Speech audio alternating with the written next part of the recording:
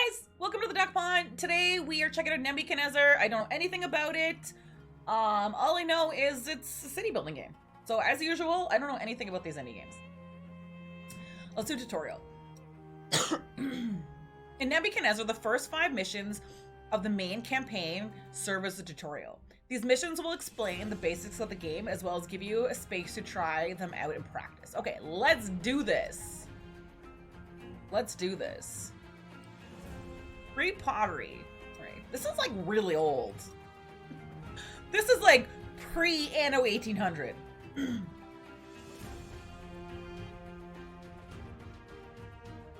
I gotta read all this?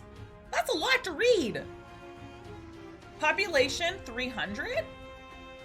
Stored goods. So I got wheat and bread. Wheat and bread. Isn't that the same thing? 20 of each. Number of houses at any given level. Shack 12. Okay, these are my objectives. These are so many words. Okay, so this was in what? Okay. I'm trying to read this. Pre-pottery Neolithic.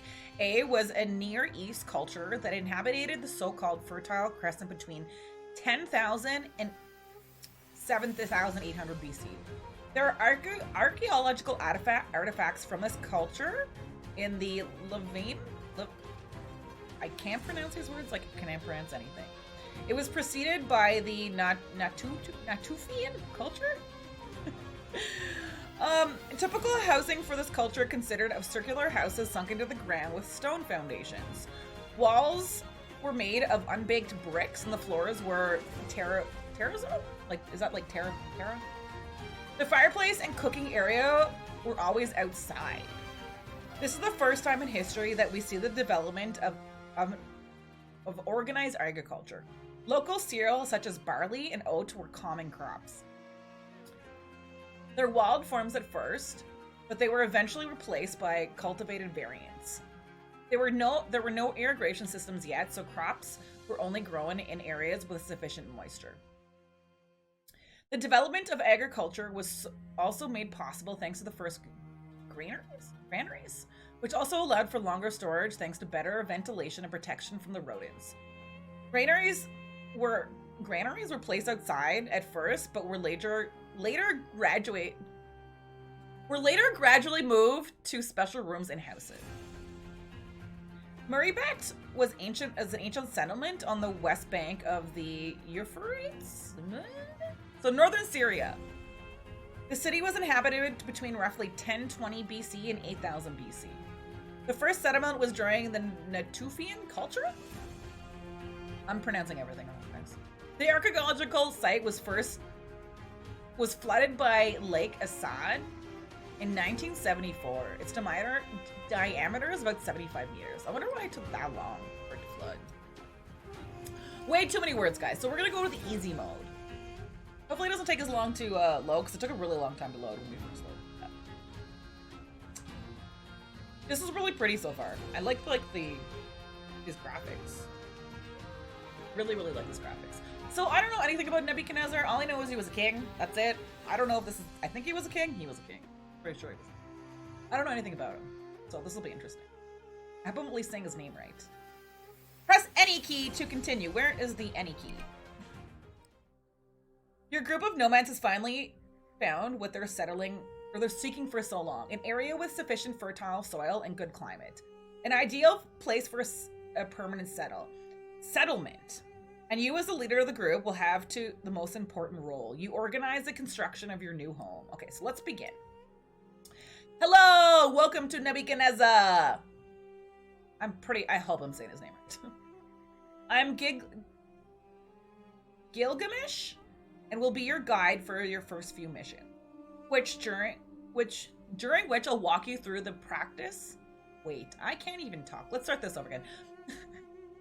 I am Gilgamesh, and will be your guide for your first few missions, during which I'll walk you through the basics of the game, as well as cover a few advanced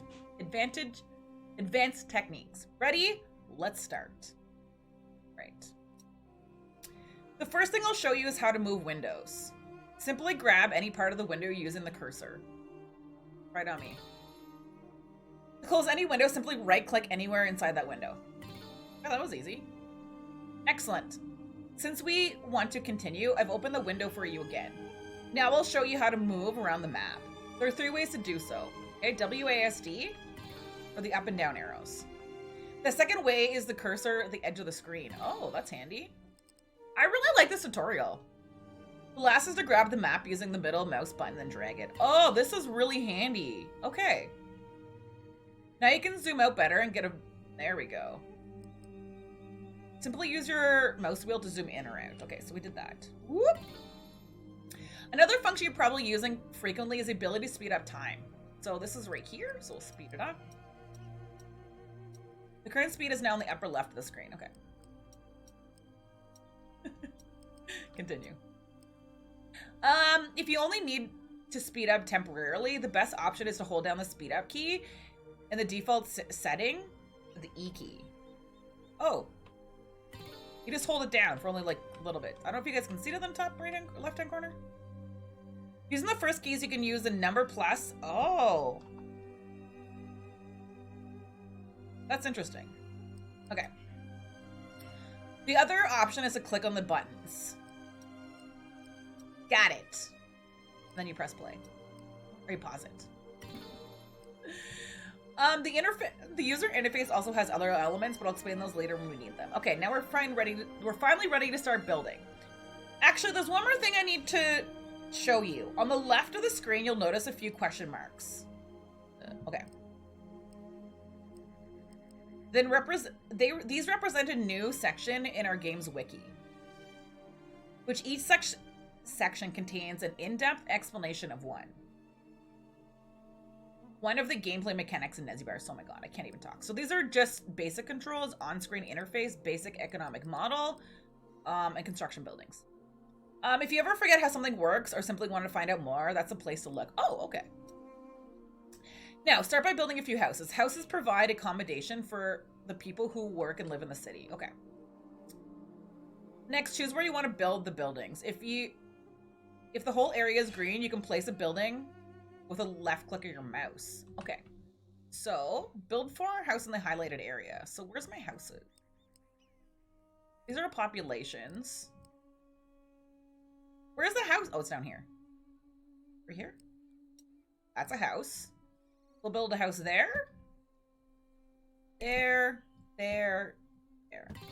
The first settlers have arrived in your city. Take care of them. You'll need it. Okay. Oh, that sounds bad. Look at all these silly little guys moving in. That's cute. Excellent. As you see, new people are arriving in your city. Some buildings, such as houses, can also be built by dragging the mouse over the area. Oh, like this. Okay. That's handy. This is kind of like cities or Anno, the way that you do it in Anno, right? Same sort of thing. Good. You might notice that some of the houses seem to be having problems. If you move the cursor over the floating question mark, so we'll figure out what it is. So there's no road. Build a road past the houses in the highlighted area. Okay, so where's the road? What is this? Remove buildings, infrastructure, logistics, houses, structure, dirt road. All right, so I'm gonna build a road like right. I guess we gotta build one all the way around. Woo! Okay. And then also build that.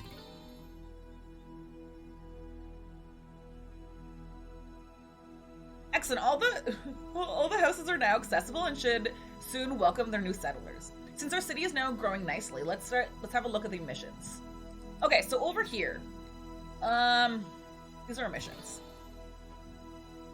You can see that some mission objects are already complete. The remaining 2 item tasks are you to stockpile wheat and bread. Okay, let's build a farm and start growing. So build a farm in the highlighted area. So agriculture? No. What was agriculture? This? Bakery? Wait. Infrastructure? This is infrastructure. Logistics. Warehouse. Houses. Crop farm? Here we go. Good. The farm is now ready, but you seem to have a problem. The problem is that the farm doesn't have any fields where the crops grow. To build a field, open the menu with the agricultural structures. Where is it? Where is it? So this?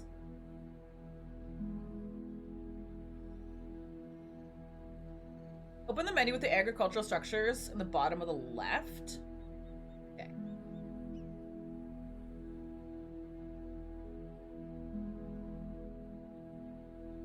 To build a field, open the menu with agricultural structures in the bottom left corner of the farm window. So right here. The only restriction is the fields must always place near a farm. Okay. But wait. Build 36. Oh, I see. You go like this. Okay. Build that. There we go. There we go. Okay. You might be wondering why exactly 36. If you have a closer look at the farm window, you'll see current employer currently employs 2 farmers. An even closer look, you'll see reveal 2 numbers in the bottom left of their card. Okay? There. The first represents the current number.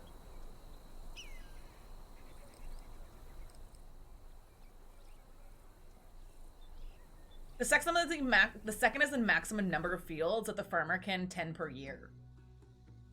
If you build fewer fields, then the farmer won't be fully utilized. I can't even talk. Well, if you build more, the excess fields won't be used at all. But that doesn't mean that you need to build the ideal number of fields. Sometimes there might be not enough space for more, while in other cases you might not need them. In other cases you might not need the maximum production. Okay.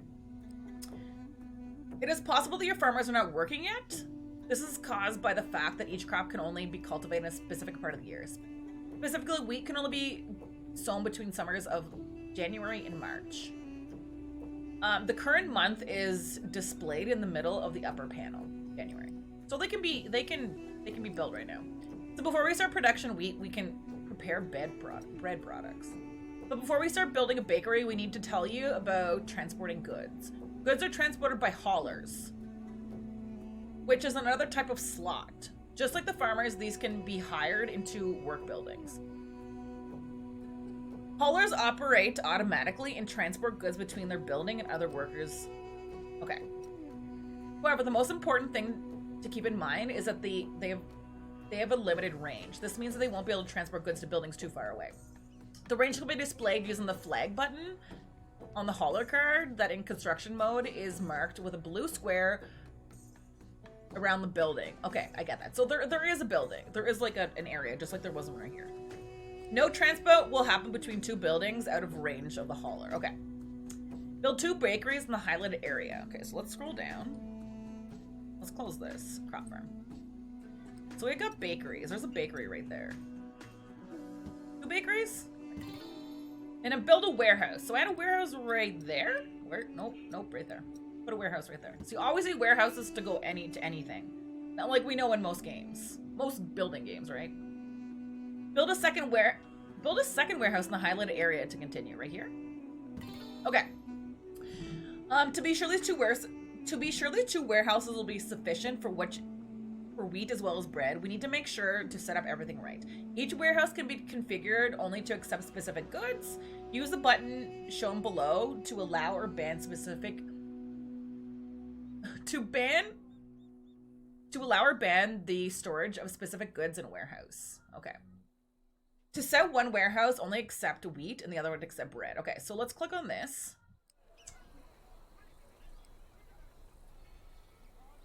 So that is going to accept the bread, and this one will, no, do it the other way around. This will accept the wheat, and the other one will accept the bread.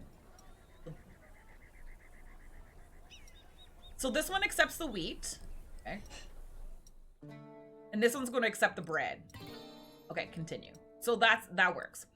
Great, and since everything is set up for this successful completion of the mission, I'll take my leave for now. Once you close this last page of the tutorial, you can continue building without further restrictions.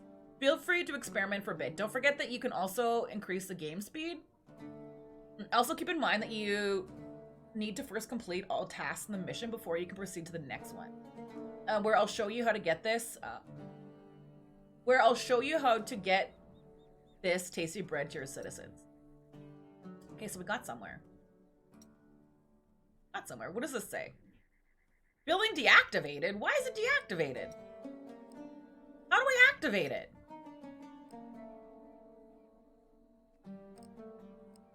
I need workers? I gotta set my workers up?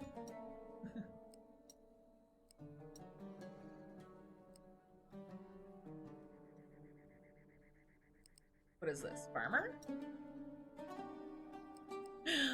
What are these guys and why are they not doing things? Waiting for next vegetation phase. Okay. Is that what's going on? I thought it was we were supposed to do this August to March or July. January to March. That's what they said, right? That's a hauler. That's okay, so I got 2 haulers and 2 farmers?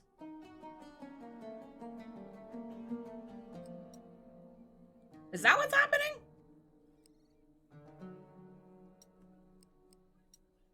Warehouse. I'm gonna build more houses.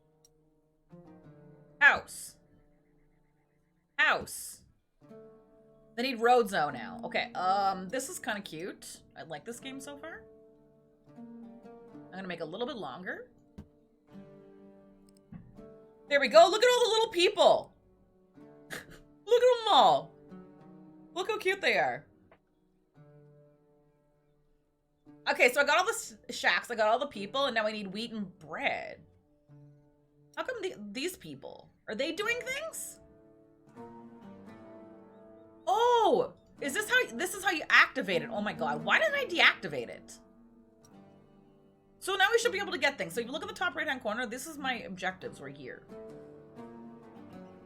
And it looks like they're actually working, right? Am I not crazy? Like, am I crazy? Or they're actually working, right?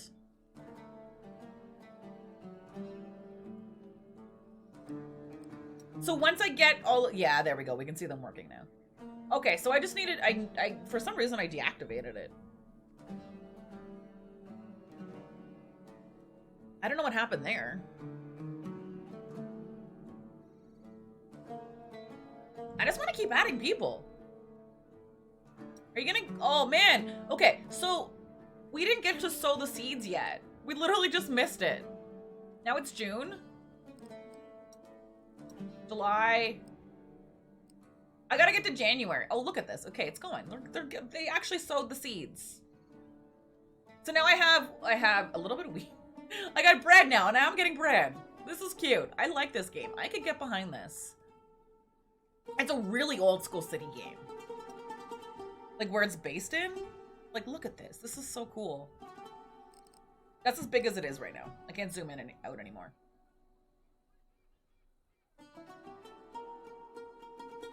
I'm enjoying this. Oh, look, if you right-click, you can remove a building, dirt road, warehouse, or a house. Or, oh, move the shape of, here we go, look it. Does that work? Oh, no. I can duplicate, is that duplicating it? I don't know what happened there. Oh, look at this, we're getting a whole bunch of bread. We're getting all the bread, and then we'll have wheat. So we got 20 bread, now we just need all of the wheat. So look at how cute this is. They're like sowing all the wheat. Sowing all the seeds. This is a cute game, guys. I love city building games. They're one of my favorite type of games. I really enjoy it. Come on. Oh, look at what's growing. This is so cute. So I have it sped up by 3 times. Oh, no, stop. Okay, hold on a second. So I gotta stop that. I'm gonna stop these. Okay. So I stopped them. So then all of the wheat should just stay here, right? As far as my mission goes. Because I have a lot of bread. I don't need that much bread. So yeah, it looks like a lot like SimCity. I also get Anno 1800 vibes, but I really love Anno. It's one of my favorite games. I'll like also City Skylines one of my favorites. I've never played much Sims, but I can see where like it's where people get the Sims vibe from. Two more wheat. Are you serious? We have to wait till a whole nother season. Shucks. So this is from a long time ago. This is like 10,000 BC. Between 10,000 and 8,000 BC. So it was way before the Industrial Revolution. There we go, mission complete! Guys, this is a lot of fun. I'm gonna leave it here. I think you guys should try this. It's a lot of fun. There was a lot of reading at first, but I mean, if you're not reading it out loud, it's not bad. I really enjoyed it. I'm gonna continue playing it. I like that it's like set in like 10,000 BC and it's not like the same as every other city building game. So if you want something different, it's really fun. It is not too depressing yet like Banished, but we haven't got that far. I'm gonna continue playing it. I think it's gonna be a really fun game. And I suggest that you guys play it. It's a really cute city building game. So guys, if you have not checked out Nebuchadnezzar, please check it out. It's an indie game and it was really fun. Hope you guys had a good time, and if you did, make sure you subscribe to the Duck channel down below.